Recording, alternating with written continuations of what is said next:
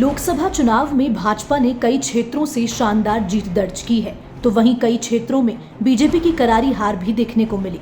ऐसे ही उत्तर प्रदेश में मंडल की 3 लोकसभा सीटों पर 15 विधानसभा सीटों में से बीजेपी को 9 सीटों पर करारी हार मिली है। मंडल में मिली हार के पीछे भाजपा नेताओं की आपसी खींचतान को माना जा रहा है, जिसके बाद अब बीजेपी सरकार ने समीक्षा शुरू कर दी है और नेताओं की जवाबदेही भी तय की जा रही है। साथ ही साथ हार का कारण क्या रहा, सरकार के कामकाज को लेकर कहां कमी रही, उसको लेकर भी चर्चा की जा रही है। इसी के चलते आज उत्तराखंड के पूर्व मंत्री भगत प्रसाद मकवाना सहारनपुर पहुंचे और सर्किट हाउस में सभी विभागों के अधिकारियों के साथ समीक्षा बैठक की, जिसमें वाल्मीकि समाज के लोग मौजूद रहे, जिन्होंने सरकार की कमियों को गिनाते हुए कहा कि अधिकारियों की हठधर्मी और तानाशाही के चलते ठेका सफाई कर्मचारियों का शोषण किया जा रहा है। भीषण गर्मी में भी उनसे दिन रात काम करवाया जा रहा है। साथ ही साथ उन्हें काम के समान वेतन भी नहीं दिया जा रहा। इतना ही नहीं, जो लोग रिटायरमेंट कर्मचारी हैं उनका भी अभी पेमेंट नहीं हुआ। इस पर भारत सरकार के सदस्य भगवत मवाना ने तुरंत अधिकारी को तलब किया और जवाबदेही मांगी। वहीं वाल्मीकि समाज की सभी समस्याओं के जल्द से जल्द निस्तारण के आदेश दिए। वहीं भारत सरकार के सदस्य मकवाना जब मीडिया से मुखातिब हुए तब उन्होंने क्या कुछ कहा, सुनिए। इस विषय में नगर आयुक्त से मैं बात करूंगा, ठीक है। बात करके कार्रवाई कराएंगे। जो उनका अपना पैसा हो तो भाई बीमे में प्रीमियम उनका कटा है वेतन से, तो उनको मिलना चाहिए।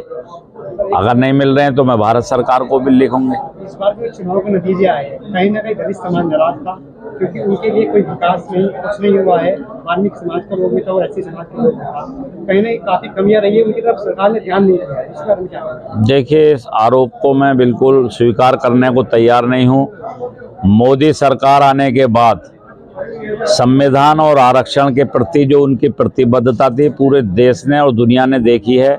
बाबा साहब डॉक्टर भीमराव अंबेडकर जी की 125वीं जयंती सरकारी स्तर पर मनाई गई।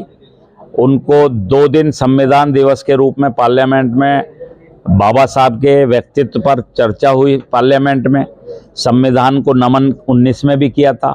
अब तो आप कल भी देखा है आपने टीवी चैनल्स में कि मोदी जी ने संविधान को नमन किया है। जब पहली बार 14 में गए थे पार्लियामेंट को नमन किया था 125वीं जयंती पे। मऊ जो उनकी जन्मभूमि थी बाबा साहब की, वहाँ पर जाकर नमन किया। पहले प्रधानमंत्री हैं, उससे पहले कोई भी प्रधानमंत्री बाबा साहब की जन्मभूमि पर नहीं गए। पंचतीर्थ का निर्माण कराया मोदी सरकार ने कराया।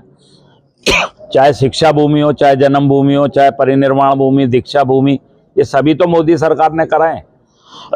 कांग्रेस सरकार ने तो कभी नहीं कराया। सहारनपुर में एक वाल्मीकि भगवान की मूर्ति स्थापित की गई, ना परिनिर्वाण किया गया। नहीं, वो आज की बैठक में मैंने उनको निर्देश दिया है, और चूंकि आचार संहिता लग चुकी थी पिछली मीटिंग में, मैंने जब इसको रिव्यू किया था, निर्देश दिए थे, तो उसमें टेंडर भी जारी हो चुका।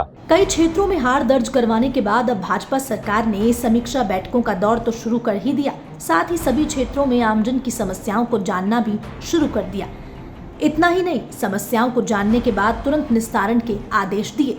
पर देखना ये होगा कि क्या इस पहल से वो बीजेपी इन क्षेत्रों को 2029 में अपना बना पाएगी।